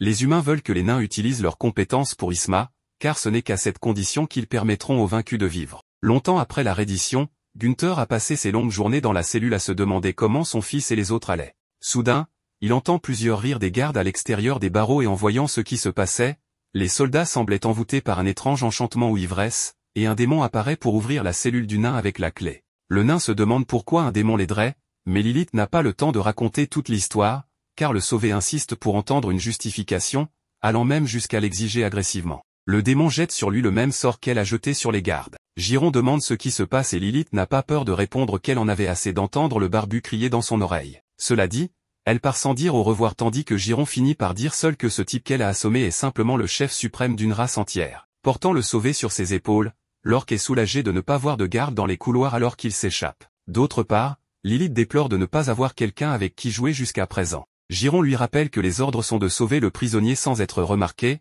mais en vérité, Lilith se soucie peu des ordres. Ignorant les paroles de l'orque, elle sent quelque chose d'étrange émanant de lui, rendant Giron inquiet et demandant quelle odeur elle a perçue. Juste pour taquiner le monstre, le démon répond que c'est l'odeur de la laideur de cochon, provoquant la colère de l'orque. Au milieu de cela, des gardes passent dans le couloir et trouvent les fugitifs, alors ils attaquent sans perdre de temps. Aussi heureuse que possible, Lilith prévoit de bien manger avec les deux jeunes hommes. Utilisant sa mystérieuse poudre magique, elle assomme les gardes tandis que Giron se souvient que l'ordre était de ne pas s'impliquer dans des combats inutiles. Apparemment, le fidèle assistant du vice-commandant ne s'est toujours pas rendu compte que la démone ne se soucie pas des ordres, ce qui a presque fait pleurer l'orque avant qu'il ne dise qu'il dira tout à leur supérieur. Pendant ce temps, un autre garde passait dans le couloir et attaqua Giron qui se défend impulsivement avec un coup de poing, faisant que la tête de l'homme frappe la porte en fer. Lilith retourne la situation en disant qu'elle va dénoncer l'orque, le faisant supplier comme un enfant effrayé par la punition. Peu de temps après, à la sortie du donjon, le duo infernal tombe sur un bataillon entier d'hommes qui, en réalisant ce qui se passe, commence à se rassembler autour des envahisseurs. Lilith ne reste pas inactive face aux circonstances et, comme elle a promis à Ike qu'elle ne tuerait personne, elle continue de vaincre ses ennemis à sa manière. Observant la situation à distance, Ike gronde en voyant sa méthode, car son ordre était de ne pas être vu, mais apparemment Lilith n'est pas très douée pour la discrétion. Au contraire, tout un régiment poursuit le duo envoyé en mission pour mettre fin à ce cirque. Le mage invoque une barrière pour séparer les hommes des monstres et s'approche de Lilith et Giron pour leur dire qu'ils ont fait du bon travail. Aussi émotionnelle que toujours, la démone remercie son maître pour son aide et offre un baiser en retour, mais Ike décline, trouvant l'offre comme prévu. Il voit alors Giron avec le nain sur ses épaules et remarque que ce n'est pas ainsi qu'un roi devrait être porté. Affolé par la réprimande, l'orque commence à faire tourner le gars pour le réveiller, mais il était dans un autre monde. Voyant Gunther éveillé le lendemain, Ike place une arme à feu dans sa main et déclare qu'il aimerait que davantage de ces armes soient produites. Gunther n'avait jamais vu quelque chose de tel, mais croit qu'il est possible d'en fabriquer davantage, bien que cela prendra probablement beaucoup de temps. Le problème est qu'il refuse de coopérer avec les démons qu'il voit comme pas différents des humains, voulant seulement utiliser les nains pour leurs fins égoïstes. Pour cette raison, il préfère mourir plutôt que de devenir esclave. Cela dit, Ike comprend le raisonnement du roi nain mais promet de lui montrer qu'Ivarius est une ville différente de toutes les autres. Lorsqu'il est emmené dehors, Gunther voit des hommes et des démons travailler ensemble et n'en croit pas ses yeux. Ike explique que son plan est de créer une société où ces races, toujours vues comme ennemies, peuvent prospérer en harmonie, mais pour cela, il a besoin de l'aide du plus haut leader des nains. Cette philosophie de vie plaît sans aucun doute à Gunther, mais ses nombreuses années d'expérience le rendent hésitant à aider les hommes à nouveau. Après tout, les humains ont détruit tout ce qui était important pour les nains, forçant leur race à errer dans le monde sans endroit à appeler maison, car la patrie où les nains avaient pris racine était réduite en cendres. Pour convaincre Gunther, Ike promet de demander au seigneur démon de reconstruire le royaume nain une fois que les armes à feu seront prêtes. Cependant, le roi devient furieux, trouvant cette déclaration très arrogante, car un royaume nain ne peut être construit que par de nombreux nains et s'il y a une chose rare dans ce monde actuel, c'est son peuple qui a été chassé et tué jusqu'à ce qu'il ne reste que des nomades et des mendiants dispersés à travers le continent. Sans perdre son calme, Ike décide de montrer en pratique que ce ne seront pas que des paroles, emmenant Gunther à la forge. Le roi voit Batson, son fils, ainsi que plusieurs autres nains qu'il croyait morts. Tous disent que les démons les ont sauvés et leur ont donné de la nourriture et des lits pour les empêcher de mourir. Avec le roi présent, les nains sont motivés à travailler encore plus dur pour atteindre leurs objectifs dans cette guerre. Profitant de l'émotion de voir son peuple travailler ensemble à nouveau, Ike demande une fois de plus à Gunther s'il aimerait coopérer. Cette fois, le roi n'objecte clairement pas, car il n'a jamais été aussi proche de ses racines depuis longtemps. En saluant le dirigeant d'Isma, le nain ressent une chaleur étrange émanant de sa main, une chaleur qu'un démon ne devrait pas avoir. Plus tard, en voyant son maître revenir, Sati lui offre du thé mais il préfère que la servante se repose un peu. Il lui conseille de prendre du temps libre pour lire quelque chose au lieu de simplement travailler, mais la fille n'a jamais appris à lire. Ému, Ike promet de lui apprendre. À ce moment, Lilith arrive en annonçant qu'elle a ramené tous les nains dispersés à travers Arsena. Cependant, en voyant les deux si proches l'un de l'autre, elle pique une crise, pensant que la servante flirte avec son maître. Sati lui lance un regard moqueur et répond qu'elle ne fait que son travail et comme Lilith n'y croit pas, les deux se disputent. Comme si cela ne suffisait pas, Giron arrive en trombe comme d'habitude. Pendant ce temps, un soldat humain informe son général que le roi nain a été sauvé par les démons et l'officier est curieux de savoir ce que les monstres prévoient de faire avec ce vieil homme. Au même moment, un autre messager revient pour rapporter qu'Isma compte environ 500 soldats pour le moment, mais les commandants de brigade devraient soutenir la ville, donc ces chiffres vont probablement augmenter. Le général demande alors combien d'hommes son subordonné a réussi à rassembler. Le chevalier répond que son armée compte 12 000 hommes. Le général sourit et annonce qu'il est temps d'agir. Un peu plus tard, nous voyons Ike et un nain au sommet d'une falaise, tandis que Giron lutte pour atteindre le sommet. Ike pourrait facilement l'aider en utilisant la magie de lévitation, mais il choisit de ne pas le faire car Giron pourrait vraiment bénéficier de cet exercice. Une fois que Giron arrive enfin au sommet de la falaise, il est épuisé et demande combien de temps il leur reste avant d'arriver, mais heureusement, il semble qu'il soit déjà arrivé à destination. Le nain lui dit de ne pas s'inquiéter car leur objectif est tout proche et qu'on peut déjà le voir. Il conduit alors Ike et Giron à une grotte pleine de nitre naturel, parfait pour fabriquer de la poudre à canon. En ville, les nains travaillent dur pour créer les armes nécessaires à l'armée d'Ike et ils en ont déjà fabriqué un certain nombre pour les tester. Juram appelle quelques gobelins et leur ordonne de tirer sur les cibles, et lorsqu'ils le font, les planches de bois se couvrent de trous. Giron est satisfait de ce résultat, il ordonne donc aux gobelins de continuer à s'entraîner avec les armes. Pendant ce temps, les troupes se rassemblent en ville et leurs chefs sont en réunion avec Ike et Séphiro pour discuter de leur plan pour la guerre. L'ogre demande à Ike comment il a réussi à reconstruire le mur de la ville si rapidement, ce qui aurait dû prendre au moins 2 fois plus de temps. Ike explique qu'il a fait travailler les humains aux côtés des démons pour accélérer le processus de reconstruction et qu'il a même payé les humains un salaire décent pour les motiver davantage que s'ils avaient été forcés de travailler. À ce moment-là, le chef gargouille traverse le toit en se plaignant que la pièce est trop petite pour qu'il puisse utiliser la porte, mais il ne peut rien y faire puisque la pièce a été construite pour des humains et non pour des démons de 10 pieds. Cela fait un moment qu'il n'a pas vu Ike, alors il le salue sous son nouveau titre de vice-commandant, bien qu'Ike ne pense pas qu'il soit nécessaire de suivre toutes les formalités. Comme tout le monde est là, Séphiro commence la réunion et informe tout le monde qu'à partir de maintenant, elle donne à Ike toute autorité sur les opérations de guerre, de sorte que tous les chefs de troupes sont désormais obligés d'obéir à tous ses ordres, car il est leur supérieur direct. Aucun d'eux n'a de plainte à ce sujet car ils respectent tous beaucoup Ike après ce qu'il a fait à Bastéo lors du duel. Ils disent tous à Ike qu'ils feront tout ce qu'il dira, mais ils doivent vraiment commencer à penser à une stratégie car ils n'ont que 2000 soldats tandis que l'ennemi en a environ 12 000. Le capitaine des loups dit à tout le monde que les troupes devraient facilement pouvoir gagner une bataille 6 contre 1, mais Ike lui rappelle que même s'il croit que son armée de loups pourrait le faire, il y a encore beaucoup de démons dans l'armée qui ne le pourraient pas. Dans ce cas, l'ogre suggère qu'ils effectuent une attaque nocturne pour surprendre l'ennemi, mais Aïk rejette également cette idée, car il sait que l'armée ennemie compte des mages parmi ses rangs, donc une simple détection pourrait ruiner leur plan. Au lieu de cela, il veut les affronter selon ses propres conditions, c'est pourquoi il déclare qu'il permettra à l'armée humaine de les attaquer ici. L'armée doit avoir une grande confiance en raison de sa grande taille, donc Aïk a l'intention de leur enlever cette confiance et de les voir s'effondrer. De cette façon, il peut mettre fin à la bataille dès que possible et avec très peu de pertes. Une fois la réunion terminée, Séphiro est occupé à nettoyer le désordre causé par le trou dans le toit et Giron aide également.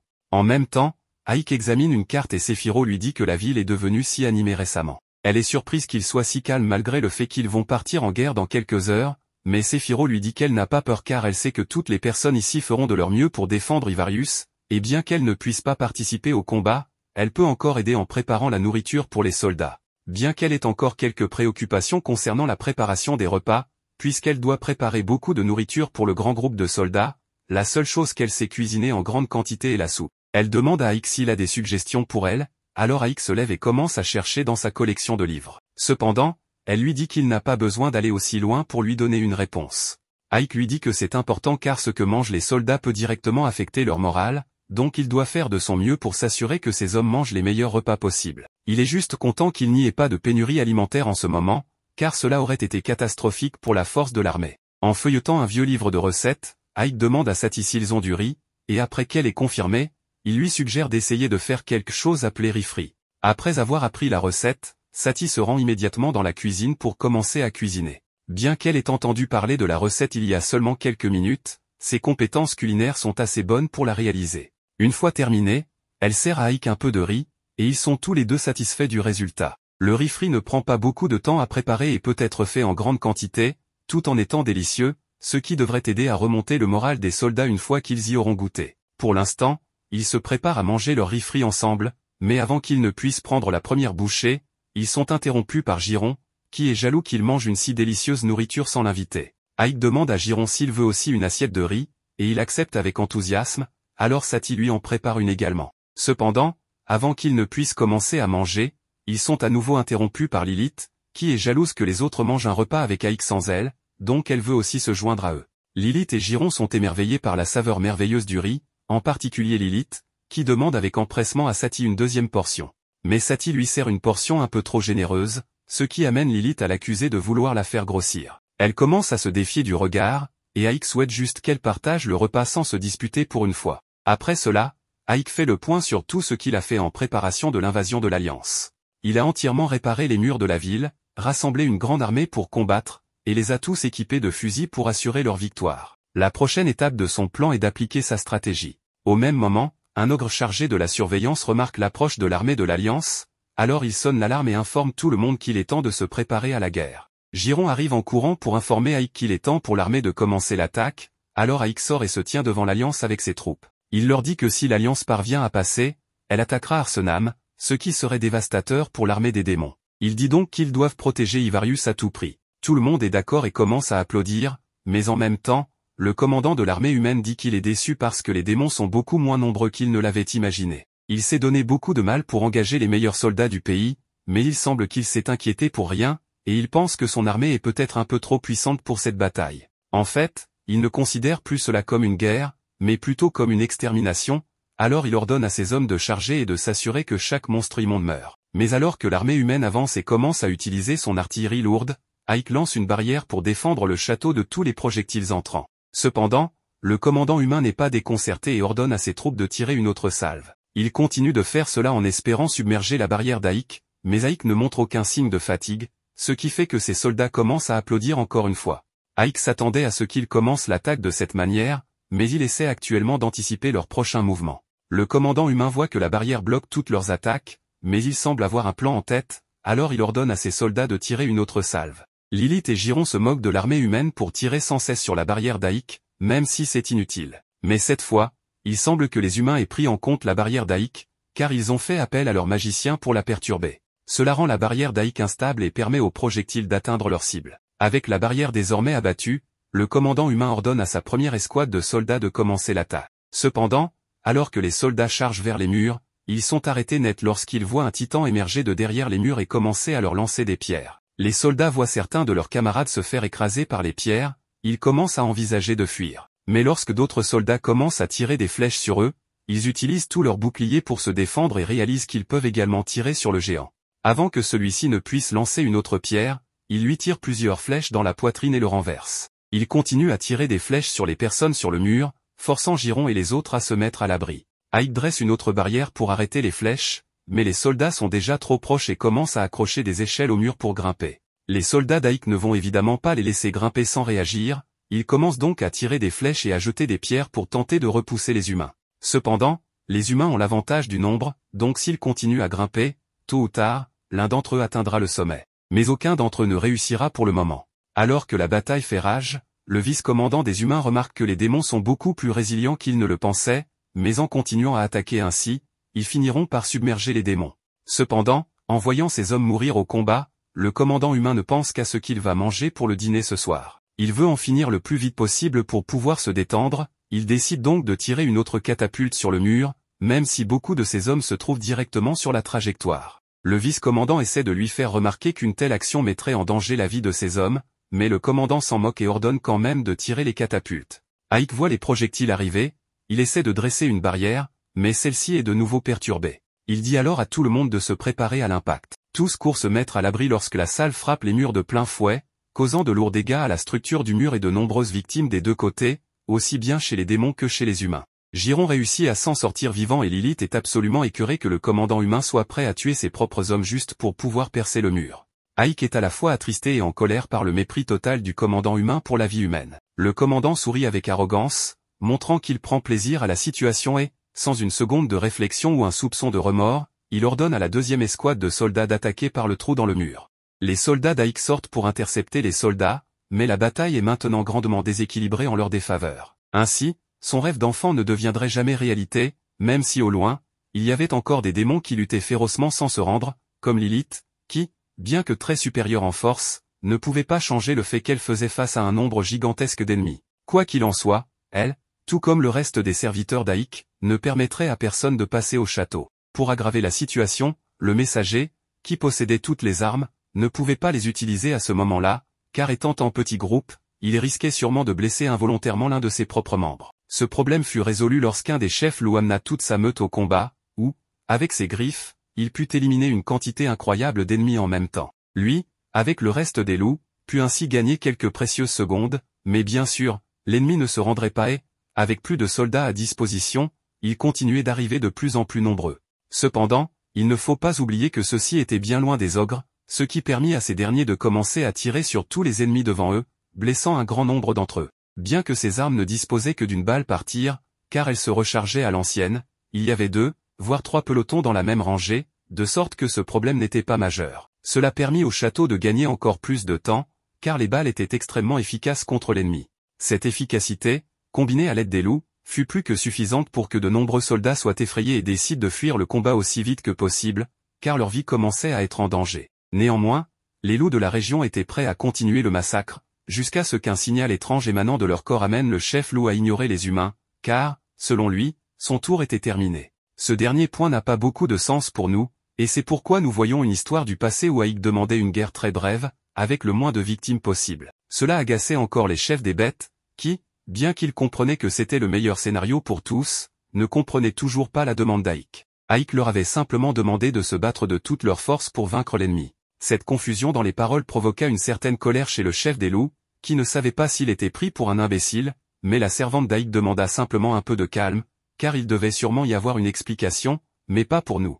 Il nous faudrait attendre pour comprendre tout le plan. Nous voyons ensuite la même servante utiliser sa magie des épines démoniaques à distance, et une fois le sort lancé, nous voyons une grande quantité d'épines couvrir complètement le mur, restaurant l'entrée que les humains avaient réussi à ouvrir. Revenant au souvenir d'Ike, il nous explique que se battre de toutes ses forces permettrait évidemment de vaincre tous les ennemis de la région, mais cela ne fonctionne que temporairement, ce que le loup finit par comprendre, car il savait que s'il donnait tout dans le combat, il ne pourrait se battre qu'1 heure au maximum, après quoi il se sentirait très fatigué. 1 heure reste impressionnante pour Ike, mais il rappelle à ses compagnons que toute sa meute n'est pas aussi forte que lui, donc peut-être que 30 minutes est leur limite en combat. Pour maximiser leur efficacité, il leur assigne 10 minutes pour se battre, pendant lesquelles ils doivent donner leur maximum, puis ils recevront le signal de se retirer. Un plan étrange ? Pas tant pour Aïk, qui tient énormément à la sécurité de ses compagnons. Revenant au présent, presque comme une blague, les orques rouges brisent l'un des murs pour surprendre l'ennemi de toute leur force, les faisant presque exploser.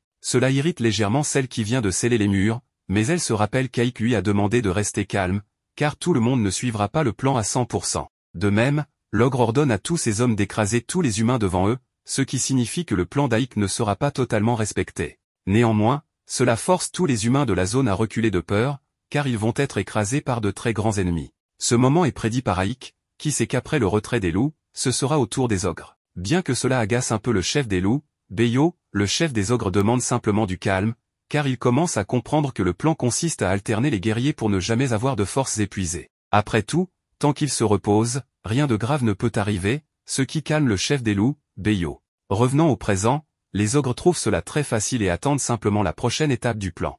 Mais sans que personne ne le voie, un humain est assez rapide pour grimper au balcon et faillit tuer Fiorentina. Enfin, presque, car le messager tire un bon coup et la sauve. Cela amène le chef des loups à se demander à quoi servent tous ces plans élaborés s'ils doivent finalement se battre contre plus de 12 000 hommes avec si peu de ressources. Aïk lui rappelle qu'ils ont encore l'alchimiste de Fiorentina et son bon tireur, le messager, qui seront à tout moment en retrait, et avec Fiorentina, ils pourront peut-être avoir une chance avec l'un de ses puissants sorts. Pendant ce temps, les humains préparent les catapultes pour détruire à nouveau tous les murs ennemis. Mais avant même qu'une catapulte ne soit activée, une pluie de rochers commence à tout détruire, car les manticores entrent en action à distance, sous les ordres d'Aïk, qui sait qu'elles seront utiles contre les armes humaines, ce qui explique leur retard à intervenir. Mais malgré tout, il y aura encore plus de problèmes après les catapultes, comme les soldats de réserve et les 12 bataillons complets, sans compter le général ennemi qui descend d'une longue lignée royale et fera tout son possible pour gagner. Cependant, il est en réalité un total lâche, et il finira probablement par privilégier sa propre sécurité à la fin du combat, si tout se passe bien. Fiorentina comprend où Aïk veut en venir, il veut en finir avec le général lui-même. Mais d'abord, il faudra se frayer un chemin jusqu'à lui pour ensuite le capturer. Une fois cela fait, tout sera terminé, car Aïk s'occupera personnellement de lui. Avec ce plan en tête et le soutien des bêtes et des serviteurs, nous voyons comment Aïk prévoit de gagner la bataille. Dans le présent, il commence peu à peu à prendre l'avantage grâce aux manticores, qui détruisent toutes les catapultes en un instant. Cependant, pour Fiorentina, il reste un petit détail, Séphiro. Elle se demande ce qui va se passer avec elle et Aïk. Bien sûr, Aïk a un plan pour elle, mais ce n'est pas qu'un simple plan, c'est la partie la plus importante de tout cela. Elle entrera en scène au moment le plus juste. Bien que Séphiro n'apprécie pas de devoir se retirer à l'arrière-garde ennemie, elle sait que c'est la meilleure chose à faire, surtout qu'un des aventuriers semble avoir du potentiel, et elle ne finira peut-être pas par s'ennuyer autant que prévu. Pendant ce temps, au château, la bataille continue sans relâche, ce qui inquiète les autres soldats, car leur capitaine leur a dit qu'ils perdraient au maximum 10% de leurs troupes. C'est pourquoi l'un d'entre eux va parler à son capitaine pour lui raconter ce qui se passe, car les unités 1, 2 et 3 ont été complètement éliminées. Le général, visiblement irrité, et le sous-capitaine commencent à craindre pour la sécurité du général, demandant de revenir, car ce territoire n'est pas sûr pour lui. Cependant, le général, fatigué d'être humilié, ordonne une attaque encore plus massive et sans aucune pitié pour gagner. S'il le faut, il envoie 20 soldats pour éliminer un seul ennemi, et ainsi de suite jusqu'à conquérir tous les démons si nécessaire. Après tout, que penseraient les autres de lui s'il ne peut pas vaincre les ennemis d'un si petit château? En revenant, le général décide même de se joindre aux troupes, sachant que cela remontera le moral des soldats. Sans plus attendre, le cri de guerre des humains retentit, tout cela étant observé de loin par Aïk, qui ne semble pas avoir peur, et pour cause.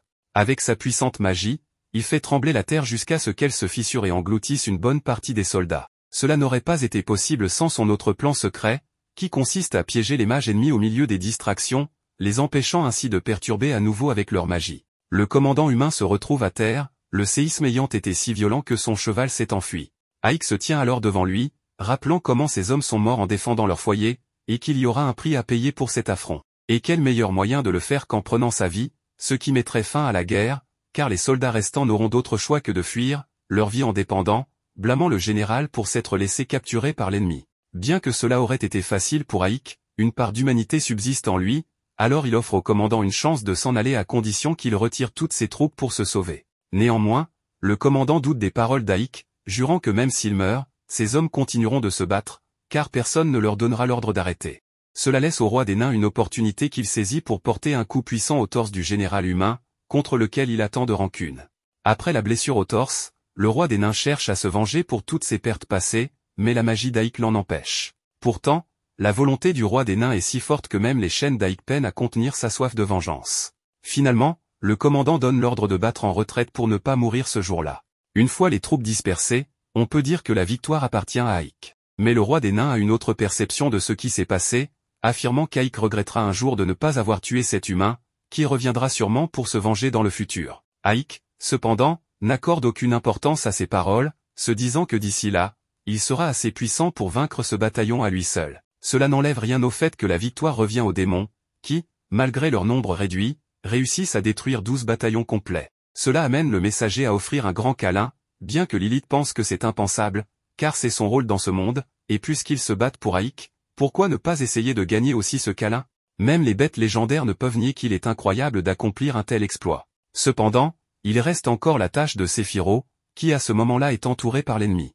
Un homme à cheval demande à ce qu'on la laisse tranquille, car il veut être celui qui affrontera la puissante mage. Mais au même moment, il entend toutes ses troupes commencer à fuir à cause de la retraite, ce qui, selon Séphiro, est une véritable honte, car ils ne pourront plus se battre, laissant ce commandant pour une autre fois. Néanmoins, Séphiro n'arrive pas à croire que le plan d'Aïk a fonctionné, se demandant s'il est peut-être le meilleur capitaine de tout le royaume sombre. Pourtant, il reste un problème, Aïk n'est pas un démon, et peut-être que le plus puissant mage de l'armée du Seigneur des Ténèbres est en réalité un humain. Un jour après la bataille intense, Séphiro félicite Aïk pour sa victoire, mais comme toujours, le vice-commandant attribue le mérite à tout son bataillon. Il reçoit ensuite la mission de se rendre à Xénovia, car il est probable que les humains lancent une attaque totale contre les démons à tout moment, surtout après qu'Aïk ait vaincu l'Alliance des Rois. Séphiro exprime ses inquiétudes concernant le manque de provisions pour l'armée, malgré l'augmentation des récoltes d'Ivarius, et demande à Aïk de négocier un accord commercial avec le chef de Xénovia, une ville commerciale du sud. Bien qu'Aïk hésite, se demandant si les humains seraient prêts à commercer avec les démons, Séphiro insiste pour qu'il y aille à sa place. Elle lui assure qu'elle s'occupera de la reconstruction d'Ivarius en son absence. De retour dans la ville, Aïk est approché par ses fidèles compagnons, Giron et Lilith. Giron promet d'accompagner Aïk pour le protéger, mais Lilith, rappelant que c'est son devoir de protéger le commandant, intervient, ce qui mène à une dispute entre eux. Cependant, Aïk insiste pour que tous deux restent à Ivarius. Avec la renommée grandissante de la ville après la victoire, elle a attiré de nombreux nomades et réfugiés, rendant difficile l'hébergement de tout le monde et la garantie de la sécurité. Aïk confie à Lilith la protection de la ville et à Giron la gestion de son administration. Lilith accepte de maintenir l'ordre sans recourir à la violence sans raison, tandis que Giron exprime des doutes quant à sa capacité à gérer la situation sans Aïk. Pour l'aider, Aïk prépare un manuel d'instruction, bien que Giron se plaigne avec humour de devoir le lire sans la présence du chef. Malgré leur réticence, Aïk reste ferme dans sa décision, leur rappelant qu'Ivarius est en première ligne, et qu'ils sont les seuls en qui il peut avoir confiance pour les laisser aux commandes. Finalement, il cède, et Aïk part pour Xénovia avec sa servante humaine, Sati, à ses côtés. En chemin, Aïk avoue que Giron et Lilith auraient fait tout un scandale s'ils avaient su que Sati venait avec lui. Pendant le voyage, Sati demande des informations sur Xénovia, et Aïk explique qu'il ne s'agit pas d'un pays, mais d'une ville commerciale faisant partie de la Fédération commerciale, un réseau de villes qui collaborent. Xénovia, en particulier, possède une culture adaptée au climat chaud et est réputée pour ses épices. Cependant, la ville revêt une importance cruciale pour le destin de l'armée des démons, rendant la négociation très significative. Sati est surprise d'apprendre que les humains et les démons peuvent conclure des traités, et Aïk explique que de tels événements sont rares, mais essentiels, surtout parce que la bataille contre l'Alliance des Rois dépend de l'obtention de provisions. Alors qu'ils poursuivent leur voyage, ils entendent des cris au loin et se précipitent pour enquêter. Ils tombent sur une calèche attaquée par le groupe de Barbe Rouge, un gang notoire. Le chef de la bande vint rapidement les gardes qui protégeaient une demoiselle et est captivé par sa beauté alors qu'il s'approche de sa cible. Cependant, alors qu'il est sur le point de capturer la demoiselle, le chef du groupe est soudainement immobilisé par des racines d'arbres, tout comme une partie de son groupe. À ce moment-là, un sorcier intervient, affirmant qu'il est là pour aider. À sa grande surprise, la jeune femme dans la calèche ressemble étrangement à Sati, sa servante, au point qu'il croit un instant qu'il s'agit d'elle. Alors que certains hommes de main, non immobilisés, se précipitent vers le mage, celui-ci invoque à nouveau ses racines pour contenir la menace. Une fois la situation sous contrôle, les gardes de la demoiselle se relèvent, incrédules de voir que les voleurs ont été vaincus si facilement. Ils remercient le combattant pour son aide, et le chef des gardes lui propose une récompense, mais le sorcier ne désire rien en retour. À ce moment-là, la demoiselle se présente sous le nom de Julia Octave, fille du dirigeant de Xénovia. En entendant cela, Aïk ne peut cacher sa surprise, tandis qu'un homme observe la conversation depuis les bois environnants. Alors que la calèche reprend la route, Julia remercie Aïk pour son aide, et lui exprime sa gratitude pour le voyage jusqu'à la ville. Elle est impressionnée par le sort du sorcier qui a vaincu le groupe de Barbe Rouge imaginant qu'il doit être un noble, mais Aïk explique qu'il est un mage d'Isma et invente un nom pour se présenter. Sati, quant à elle, est ravie de voyager en calèche pour la première fois, ce qui surprend Julia. Le sorcier explique alors que Sati est une servante de sa maison et qu'elle connaît peu le monde. De manière similaire, Julia avoue qu'elle ne connaît pas grand-chose du monde non plus, car c'est la première fois qu'elle quitte Xenovia. Elle mentionne qu'elle était fiancée à un homme puissant, mais que cela n'a pas fonctionné. Aïk est surpris que cet homme ait rejeté une telle femme,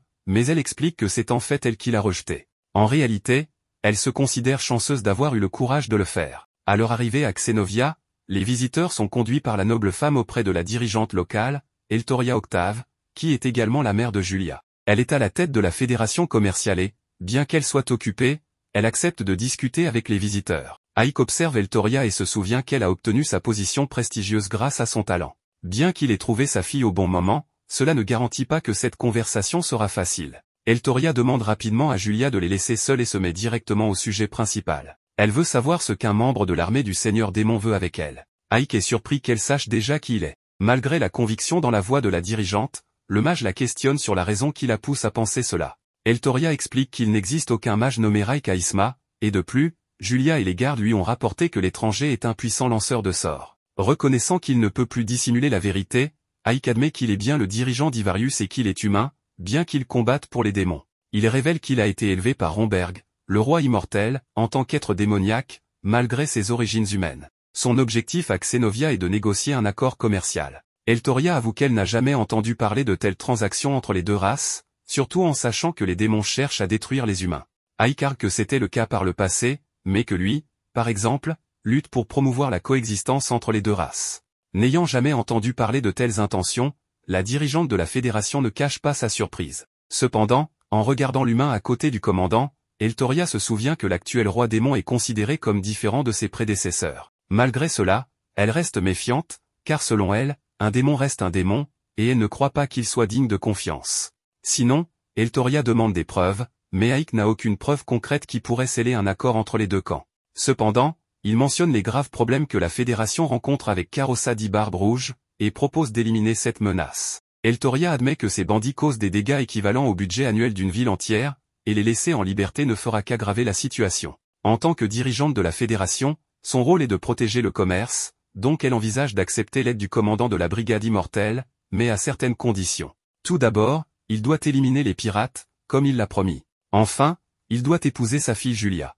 Perplexe, Aïk reconnaît qu'il est humain, mais rappelle qu'il fait toujours partie de l'armée démoniaque. Eltoria Octave insiste sur le fait que le commandant est intelligent et loyal, et elle croit qu'un jour, il deviendra l'un des leaders de haut rang des démons.